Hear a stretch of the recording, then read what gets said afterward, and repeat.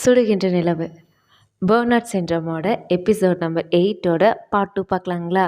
இது வரைக்கும் என்ன நடந்துச்சுன்னு பார்த்தீங்கன்னா, கான் வந்து அவன் சின்ன வயசு வீட்டுக்கு கூப்பிட்டு போயிருப்பான். கீழே வந்து கார்மெண்ட்ஸு, அப்புறம் 2 ஃப்ளோர் வந்து ஆஃபீஸு, அப்புறம் 4த் ஃப்ளோரில் தான் வந்து நாங்கள் தங்கிக்குவோம், வீடாக இருந்துச்சு. அப்படிங்கும்போது சரி கொஞ்சம் மழை வருதுங்காட்டி அந்த தண்ணி வந்து ஒழுகிட்டு இருந்திருக்கும், ஓட்டை இருந்து அதை போய் அடைக்க போலாங்கும்போது பின்னாடியே வந்து ஜீராவும் வந்துட்டு மேலே ஏணியில் ஏறுறீங்களே கீழே விழுந்துட்டா என்ன ஆகுது, உங்களை நினச்சி எனக்கு கவலையாக இருக்குது, கவலைப்படுவேன்ல அப்படிங்கும்போது நீ என்ன கவலைப்படுறியான்னு சொல்லிட்டு 2 பேரும் ரொமான்டிக்காக இதாகி 2 பேரும் கிஸ் பண்ணிக்குவாங்க. அதோடு தான் வந்து லாஸ்ட் எபிசோட் வந்து முடிஞ்சிருக்கும். இப்போ அதாவது லாஸ்ட் எபிசோட பார்ட் 1 வந்து முடிஞ்சிருக்கும். இப்போ அதுலேருந்து கண்டினியூ பண்ணலாங்களா? 2 பேரும் கிஸ் பண்ணி முடிச்சுட்டு இதுக்குள்ளே வராங்க, அந்த வீட்டுக்குள்ளே வராங்க. வந்தோடனே அந்த கபோர்டு ஓப்பன் பண்ணிவிட்டு கான் வந்துட்டு டவல் எடுத்து ஜீராவுக்கு கொடுத்துட்ற தலையை துவட்டிக்குன்னு சொல்லிட்டு. அப்புறம் என்ன பண்ணுறான், அந்த கபோர்டில் துணி எல்லாத்தையும் தூக்கி மெத்த மேலே கடாசிட்டு இருக்கான். ஜீரா வந்துட்டு இப்போ எதுக்கு எல்லா துணியும் இப்படி தூக்கி போடுறீங்க அப்படிங்கும்போது கான் வந்து சொல்கிறான், இந்த மாதிரி நான் வந்து சின்ன வயசில் தூங்கின மாதிரி இன்றைக்கி தூங்கணும்னு நினைக்கிறேன், அதுதான் எப்படி அப்படின்னோடனே ஆ அப்படின்னு சொல்லிட்டு ஜீரா வந்து அப்படிங்கிற மாதிரி பார்க்குறான். அதுக்கப்புறம் கான் வந்துட்டு சொல்கிறாரு, நீயும் என் கூட தூங்க அப்படிங்கும்போது ஜீரா வந்துட்டு தூங்கலாமே அப்படிங்கிற மாதிரி சொல்லிவிட்டு அவன் வந்து கால் நீட்டி படுத்துட்டுறப்ப இவன் கால் மேலே போய் மேலே உட்காந்துட்டு ஜீரா வந்துட்டு கேட்பான், ஒர்க்கை தவிர வேறு என்ன உங்களுக்கு என்கிட்ட பிடிச்சிச்சு அப்படிங்கும்போது கான் வந்துட்டு சொல்ல, நீ ரொம்ப ப்ரிட்டியாக இருக்க, ரொம்ப அழகாக இருக்க, க்யூட்டாக இருக்க அப்படிங்கும்போது அப்புறம் சொல்கிறாங்க, உனக்கு என்கிட்ட என்ன பிடிச்சிச்சு அப்படின்னு சொல்லிட்டு கான் வந்து ஜீராவை கேட்கும்போது ஜீரா வந்து சொல்கிறாங்க, நான் எப்போ உங்களை பிடிச்சிச்சின்னு சொன்னேன் அப்படிங்கும்போது கான் வந்துட்டு ஜீராவோட உடம்புல நடக்கிற கெமிக்கல் ரியாக்ஷன் எல்லாம் பார்க்குறாங்க. நான் வந்து அப்படியே மேலோட்டமாக சொல்கிறேன், எல்லாத்துக்கும் புரியும் கண்டிப்பாக நம்புகிறேன், சரிங்களா?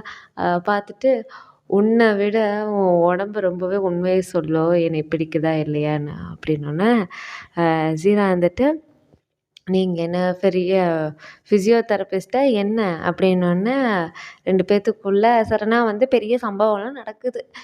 பிரபஞ்சத்தில் நிறைய சம்பவங்கள் நடக்கிறங்காட்டி பல உயிர்கள் தோன்றியிருக்கு, பல சூரிய மண்டலங்களில் உருவாகிருக்கு இல்லைங்களா? அதே மாதிரி இங்கேயும் அதே மாதிரி ஒரு பெரிய சம்பவம்னு ஒன்று நடக்குது, சரிங்களா? சம்பவம் முடிஞ்சோடனே ஜீரா வந்து ட்ரெஸ் மாற்றிட்டு இருக்கா. கான் வந்துட்டு கேட்குறா, என்ன டயர்டாக இருக்கா, இன்னும் இன்னொருக்கா ட்ரை பண்ணலாமா அப்படிங்கும்போது ஜீரா வந்துட்டு அப்புறம் பார்க்கலாம் அப்படின்னோடனே சரி அப்படின்னு சொல்லிட்டு 2 பேர் வந்து பால்கனி நின்றுருக்காங்க.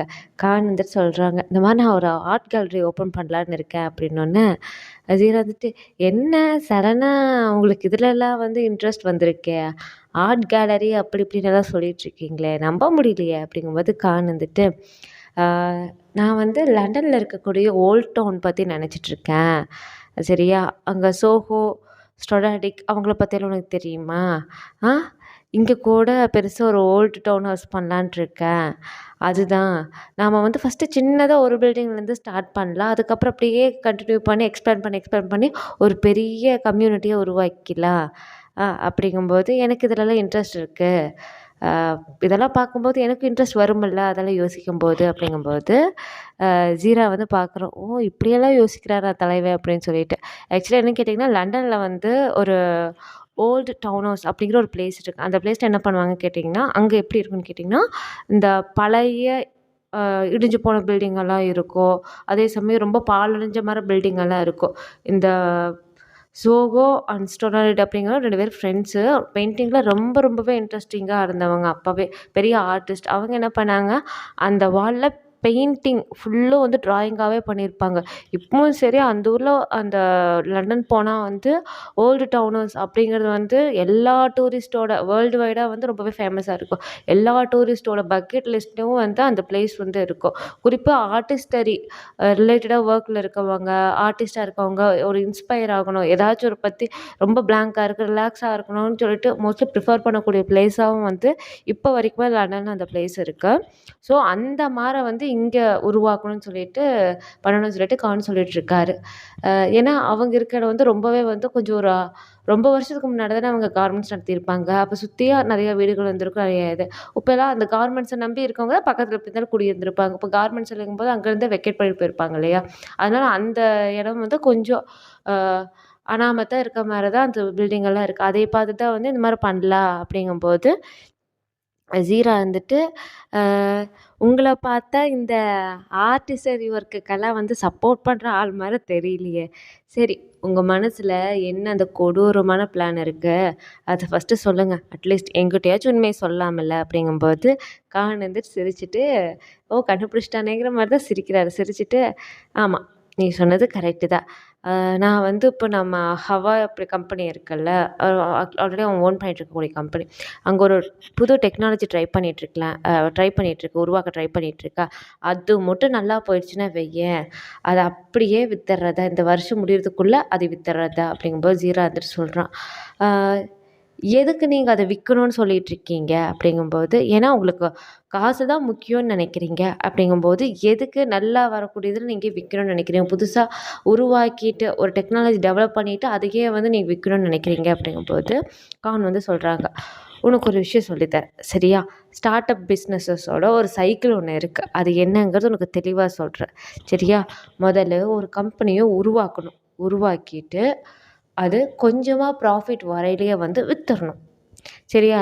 ஏன்னு கேட்டால், கொஞ்சம் ப்ராஃபிட் வருதுன்னு சொல்லிட்டு நம்ம என்ன பண்ண, ப்ராஃபிட் வருது சரி மேற்கொண்டு பண்ணலாம் அப்படிங்கும்போது, நம்ம போடக்கூடிய இன்வெஸ்ட்மெண்ட்டே நம்மளுக்கு கடைசியில் நஷ்டமாக போய் முடியல. இருக்கிற கை காசும் போகிற மாரி சூழ்நிலை வரலாம். ஸோ ஸ்டார்ட் அப் பிஸ்னஸை பொறுத்தளவுக்கு கொஞ்சம் லாபம் வந்தாவே அதை மொத்தமாக வந்து வித்துடணும் சரியா?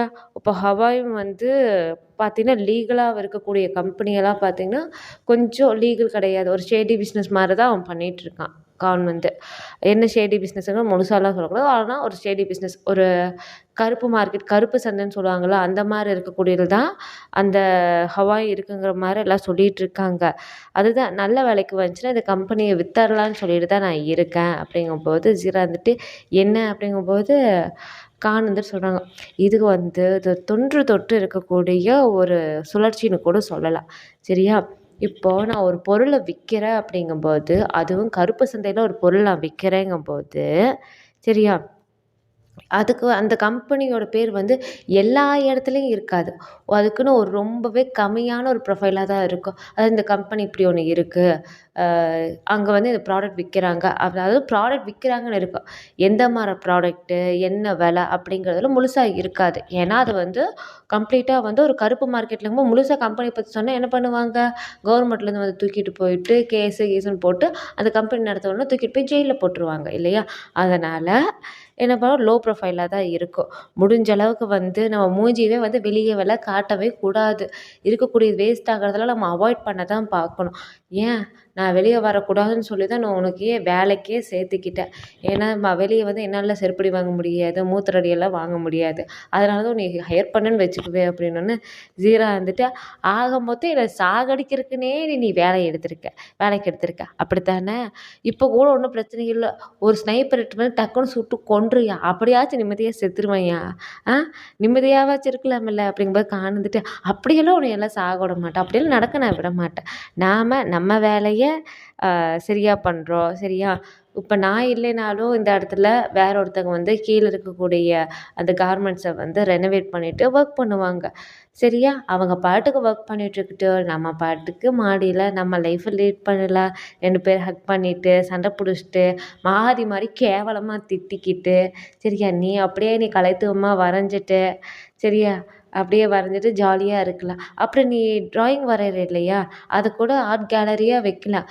அப்போ நீ வரையறதுக்கு உனக்கு ஒரு சப்ஸ்டியூட் ஒருத்தவங்க வேணும்ல, அவனை கூட நான் ஹையர் பண்ணி தரேன் சரியா? அப்படிங்கும்போது ஜீரா வந்துட்டு சொல்கிறான், ஆக மொத்தம் நான் வரையிறத ஆர்ட் கேலரிங்கிற பேரில் நீங்கள் வச்சு உங்களோட வருமானத்தை வரதை மணி லாண்ட்ரி பண்ண போகிறீங்க அப்படித்தானே? அதையத்தான் டான்ஸுக்கும் சொல்லிகிட்ருக்கீங்க. ஆக மொத்தம் கேலரிங்கிற பேரில் என்னைய கொண்டு போய் எங்கே கொண்டாச்சும் கொண்டு போய் சிக்க விடணும், அதுதான் உங்களோட மோட்டோ அப்படிங்கும்போது பீம் இருந்துட்டு கான் வந்துட்டு பார்க்குறாங்க. அப்படியெல்லாம் இல்லைப்பா நீ வேற அப்படிங்கிற மாரி சிரிச்சுட்டே ஒரு நக்கலாக இது பண்ணுற மாரி தான் சொல்கிறான். ஆனால் அவனோட ஆல்மோஸ்ட் அவன் மோட்டோ வந்து அந்த மாரி தான் இருக்குது. இப்போ வந்து பீமோட ப்ளேஸில் காமிக்கிறாங்க. ஃப்ரெண்டு வந்துட்டு எடுத்தோடனேயே என்னை பற்றி என்ன நினச்சிட்ருக்க ஊன்னு சொல்லிட்டு அவன் பேசிகிட்டு இருக்கான். அதுக்கப்புறம் பார்த்தா தான் தெரியுது அவனுக்கு வந்து ஆடிஷன் கால் வந்து இங்கே வந்து அந்த ஸ்கிரிப்ட் அனுப்பிச்சிருப்பான்ல, அது வந்து ப்ராக்டிஸ் பண்ணிட்டு வர சொல்லி அந்த ஆடிஷனுக்கு வேண்டி அவன் ப்ராக்டிஸ் பண்ணிகிட்ருக்கான். பீம்க்கா அவன் பேசுகிற டைலாக்குக்கும் அவன் ஃபேஸ் எக்ஸ்ப்ரெஷனுக்கும் பாட்டு உழுந்து உழுந்து சிரிச்சிட்டு இருக்கா. என்னால் முடியல மச்சான், இதுக்கு மேலே இது பண்ண. டேய் நீ இருக்கிறதே ஒரே ஃப்ரெண்டு நீ தான்டா, நீ ஏன் சிரிச்சின்னா எப்பிட்றா, எனக்கு இருக்க கான்ஃபிடென்ட்டே உடைக்காதடா மச்சான் அப்படின்னு சொல்லிட்டு அவன் ஃப்ரெண்டு கெஞ்சுறான். சரி சரி நீ பேசு. டேய் டைலாக்கை மறந்துட்டேன் எடுத்து குட்றா அப்படிங்கும்போது அவங்க நேரா அப்படியே பேசி ப்ராக்டிஸ் பண்ணிட்டு இருக்காங்க. சரி ஃப்ரெண்டு வந்துட்டு கேட்குறான் அப்படின்னு பார்த்து, நீ ஜீராக்கு கால் பண்ணியா? கால் பண்ணேன். அவன் என்னை வரைஞ்சிட்டு தான் சொன்னான், நாளைக்கு வர சொல்லியிருக்கான், மீட் பண்ணலான்னு சொல்லியிருக்கான் அப்படிங்கும்போது, சரி ஏதோ நல்லா இருந்தால் சரி அப்படின்னு சொல்லிட்டு அவன் ஃப்ரெண்டும் சொல்லிடுறான். இப்போ கானோட ப்ளேஸில் காமிக்கிறாங்க. அவங்க 2 பேரும் வந்து அந்த கார்மெண்ட்ஸ் அந்த சைல்ட்ஹுட் வீட்லேருந்து அவனோட வீட்டுக்கே போகிறாங்க. கார்லேருந்து இறங்குனோன்னே 2 பேரும் விளையாண்டுட்டே போகிறாங்க. அப்போ வந்துட்டு, நீ இப்படியே பண்ணிட்டு இரு. கான் வந்துட்டு ஜீரா பார்த்து சொல்ல, இப்படியே பண்ணிட்டு ரொம்ப நீ டயர்ட் ஆக்குறனா இல்லையா பாரு அப்படின்னு சொல்லிட்டு விளையாண்டுட்டு லிஃப்ட்டுக்குள்ளே போகிறாங்க. அவங்க ரூம்குள்ளே என்ட்ரு ஆனோடனேயே வந்துட்டு கான் வந்து ட்ரிங்க் பண்ணுறாங்க. ட்ரிங்க் பண்ணிவிட்டு இந்தா உனக்கு அப்படின்னு சொல்லிட்டு ஜீராவை பார்த்து காட்டும்போது, ஜீரா வந்துட்டு இல்லை எனக்கு வேணாம், என் ஃப்ரெண்டு சொல்லியிருக்கான், நான் வந்து தண்ணி அடிச்சேன்னா வந்து ஓட்டை வாயினாச்சும் உளறி வச்சுருவேன், அதனால் வேண்டாம் அப்படிங்கும்போது, கான் வந்துட்டு குடிச்சிட்டு சாங் போய் ப்ளே பண்ணுறாங்க. அவங்க வீட்டில் இருக்க அந்த இந்த கிராமஃபோன் மாரி இருக்கும் இல்லையா, அந்த குச்சியை எடுத்து வச்சு அந்த தட்டு மேலே வச்சு சுத்துறதுல சாங் கேட்கும்ல, கிராமஃபோன்னு தான் நினைக்கிறேன். கரெக்டாக சொல்லியிருக்கேனா இல்லையோன்னு சொல்லுங்கள். இல்லைன்னா தப்புன்னா அது என்ன மியூசிக் இன்ஸ்ட்ருமெண்ட் அந்த பிளேயருங்கிறது மறக்காமல் இது பண்ணுங்கப்பா சரியா. அது போட்டோன்னா ப்ளே பண்ணோன்னா அப்படியே பாடிட்டே வந்துட்டு ரொமான்டிக்காக அவனை வந்து ஹக் பண்ணுறான். ஜீரா வந்துட்டு என்னையா மட்டையா போறியா, இல்லை மட்டையாயிட்டியா அப்படிங்கும்போது என்ன பேசாமல் இருக்க பார்த்து கான் வந்துட்டு நான் உன் கூட அன்றைக்கி டான்ஸ் ஆடவே முடியல, நான் தான் மயக்கடிச்சு விழுந்துட்டேன்ல, அதனால தான் இப்போ நம்ம டான்ஸ் ஆடலான்னு சொல்லிட்டு அப்படின்னு சொல்லிட்டு அவனை பிடிச்சி உழுக்குன்னு உழுக்கிட்டு இருக்கான். அதுக்கப்புறம் கான் வந்துட்டு என்ன பண்ணுறான், ஜீரோவை பிடிச்சி அந்த சோஃபா மேலே தள்ளி விட்டுறான். தள்ளி விட்டு என்ன என் மேலே கோவமா அப்படிங்கும்போது, ஜீரா வந்துட்டு இப்படி தள்ளி விட்டா கோவம் வராமல் என்னையா பண்ணும் அப்படிங்கும்போது, சரி சரி கோச்சிக்காத இந்த அப்படின்னு சொல்லிட்டு கான் வந்துட்டு அந்த ட்ரிங்கை நீட்டி இது ஃபுல்லு நீ குடிச்சிட்டு உனக்கு கோவம்லாம் போயிடும் அப்படிங்கும்போது, ஜீரா வந்துட்டு ஆ ஏ நல்லா சரக்கு வாங்கி குடிச்சிட்டு அவன் மட்டையா ஆயிடுறான். அவன் படிச்சுட்டு அப்படியே தூக்கத்துலேயே அந்த போதையிலேயே வளர்றான். என்னையா ஏன்யா என்னைய அப்படி பார்க்குற? உனக்கு ஒரு விஷயம் தெரியுமா? இந்த ரூமில் நான் ஃபஸ்ட்டாக வரும்போது கானுங்கிறவன் ரொம்பவே கேவலமானவன். ஆ நான் நினச்சி கூட பார்க்கல இவ்வளோ கொடூரமாக இருப்பான் போல இருக்கு. என்னதான் பண்ணட்டும், ஆக மொத்தம் அவனுக்கு வேணுங்கிறது என்ன, அவன் கூட போய் ஸ்லீப் பண்ணால் நம்மளுக்கு பே பண்ணுவான், அவ்வளோதான் அப்படின்னு சொல்லி நினச்சிட்டு இருந்தேன். அப்புறம் இன்னொரு விஷயம் சொல்லணுன்ட்டு இருந்தேன். ஆனால் நீங்களாம் நினச்சிட்டு இருக்க மாதிரி ஆளெலாம் நான் கிடையாது. ஒரு காசுக்காக நான் எப்படி வேணால் யாரை வேணால் என்ன வேணால் பண்ணுங்கன்னெல்லாம் விடமாட்டேன். ஆனால் உன்னை நான் பண்ண விட்டேன் ஏன்னு தெரியுமா? நீ ரொம்ப ஹாட்டாக இருந்த அப்படிங்கும்போது கான் வந்துட்டு சொல்கிறேன், உன் ஃப்ரெண்டு சொன்னதெல்லாம் உண்மைதான் அப்படிங்கும்போது ஜீரா வந்துட்டு கேட்குறேன், என்ன உண்மை அப்படிங்கும்போது கான் வந்து சொல்கிறாங்க, இல்லை நீ குடித்தா வந்து ஓட்டை வாய் எல்லாம் உளருவேன்னு சொன்னாங்கல்ல அதுதான் அப்படிங்கும்போது, ஜீரா வந்துட்டு ஆ யார் குடித்தாப்பா இங்கே, நான் யாரும் இங்கே குடித்த மாதிரி பார்க்கலையே அப்படின்னு சொல்லிட்டு சொல்லிகிட்ருக்கேன். கான் வந்துட்டு என்னைய பற்றி என்கிட்டயே வந்து புலம்புற, நான் கொடூரமானவன் அப்படி இப்படின்னு சொல்லிட்டு அதுவும் தண்ணியை போட்டு அது நான் ஊற்றி கொடுத்த சரக்கை குடிச்சிட்டே போதையில் என்னைய பற்றி புலம்புற பார்த்தியா அங்கே நிற்கிறப்பா அப்படின்னோடனே ஜீரா நல்லா தூங்கிடுறா. யோ உங்கள்கிட்ட தான் பேசுகிறேன் கேட்குதான்னு சொல்லிட்டு கான் போயிட்டு ஜீராவை எழுப்புறான். வழக்கமாக வந்து ஜீரா தான் வந்து இதே பண்ணுவாங்க, கான் வந்து தூங்கிடுவாங்க, செகுடு காதில் சங்கு ஊதுற மாதிரி ஊதிட்டு கிடப்பான். இப்போ ஒரு நியூ ட்விஸ்ட்டு என்னென்னா ஜீரா தூங்கி மட்டையாக தூங்கிடுறான். நம்ம கான் வந்து செகுடுங்காதில் சங்கு ஊதிட்டு இருக்கா அப்படி. அதுக்கப்புறம் இவன் என்ன பண்ணுறா கான் வந்து ஜீராவை தூக்கிட்டு போயிட்டு பெட்டில் படுக்க போட்டுட்டு அவன் பாட்டுக்கு வந்துட்டு அந்த அசெம்பிள் பண்ணிகிட்ருப்பான். பழைய கம்ப்யூட்டரோட ஸ்பேர் பார்ட்ஸ் எல்லாம் இருக்கும், அது எல்லாத்தையும் வந்து அசெம்பிள் பண்ணிகிட்ருப்பான்.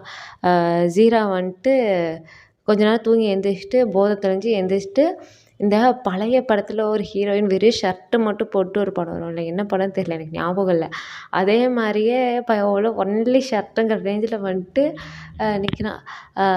கான் வந்து அவன் டேபிளில் ஒர்க் பண்ணிகிட்ருப்பான். பார்த்துட்டு என்ன இன்னும் எனக்கு இதை அசெம்பிள் பண்ணி முடிக்கலையா அப்படிங்கும்போது, இல்லை கொஞ்சம் ஒர்க் பண்ண வேண்டியது இருக்குது அப்படின்னு சொல்லிட்டு கான் வந்துட்டு சொல்கிறாரு. அப்புறம் கான் வந்துட்டு மறுபடியும் கேட்குறாரு, இல்லை நீ கொஞ்ச நேரம் தான் தூங்கியிருக்க, போய் நல்லா தூங்குனா நீயே ரெஃப்ரெஷ் ஆயிடுவ அப்படிங்கும்போது ஜீரா வந்துட்டு ஆ தூங்கிக்கலாம், தூங்கிக்கலாம் அப்படின்னு சொல்லிட்டு அவன சும்மா இருக்கவுனே இந்த சொரண்டி விடுறதுன்னு சொல்லுவாங்க இல்லையா? அந்த சொரண்டி விடுற சேட்டையெல்லாம் பண்றான். அவன் பாட்டுக்கு அவன் உண்டு, அவன் வேலைய உண்டுன்னு சொல்லி சிவனேன்னு பண்ணிட்டு இருப்பேன். இவன் நோண்டி விட்டு, சொரண்டி விட்டு உசுப்பேத்தி விட்டுர்றான். அப்புறம் வந்துட்டு "கொஞ்சம் நேரம் வெயிட் பண்ணு. இத அசெம்பிள் பண்ணிட்டு வேலைய முடிச்சுட்டு வரேன். அப்புறம் பேசலாம்." அப்படிங்கும்போது ஜீரா வந்துட்டு சில சேட்டைகள்லாம் பண்றான். அதெல்லாம் வந்து நம்ம பொத்தும் பொதுவா தான் நம்ம பேசிக்க முடியும். ஏன்னா இது பொது சோசியல் மீடியாங்கிறனால சோசியலாவே நம்ம பேசிடலாம். சரிங்களா? பண்ணதுக்கப்புறமா சொல்றான். இந்த மாரி ஃபஸ்ட்டு நம்ம 2 பேத்துக்குள்ள அந்த வேலைய முடிச்சுட்டு, நான் டயர்டாயி கொஞ்ச நேரம் ரெஸ்ட் எடுத்து நான் வெயிட் பண்ணுவேனாமா. நீங்க அதுக்குள்ள உங்க ஒர்க்க முடிச்சுக்கிட்டீங்களாமா அப்படின்னோனே, சரி கான்னு பார்த்துட்டு பொறுத்தது போதும் பொங்கி எழுன்னு சொல்லிட்டு, அங்கேயே வந்து டேபிள்ல வந்து சம்பவம் நடக்குது. அதோட வந்து 8த் எபிசோடு வந்து கம்ப்ளீட்டா முடியுது. என்னன்னு தெரியல இந்த 8த் எபிசோட்ல நெறைய சம்பவங்களா போயிட்டு இருந்துச்சா, அதனால வந்து கொஞ்சம் லென்த்தா சொல்ல வேண்டியதா இருந்துச்சு. சரி. இது வந்து ஆக்சுவலி வந்து ஆன்கோயிங் சீரிஸு. இதுக்கப்புறம் அடுத்த எபிசோட் வந்ததுக்கப்புறம் தான் நான் வந்து போஸ்ட் போட முடியும். கண்டிப்பா நான் நரேட் பண்றது எல்லாத்துக்கும் பிடிச்சிருக்கும்னு நம்புறேன். அப்படியே சப்ஸ்கிரைப் பண்ணி சப்போர்ட் பண்ணிங்கன்னா, ஏதோ நம்ம சேனல் இப்போ தான் ஸ்டார்ட் பண்ணிருக்கு. அப்படியே உங்க தயவால கொஞ்சம் மேல வருவோம். ஏதோ பார்த்து அப்படியே ஹெல்ப் பண்ணுங்கப்பா. ரொம்ப தேங்க்ஸ். தேங்க்ஸ் ஃபார் வாட்சிங்.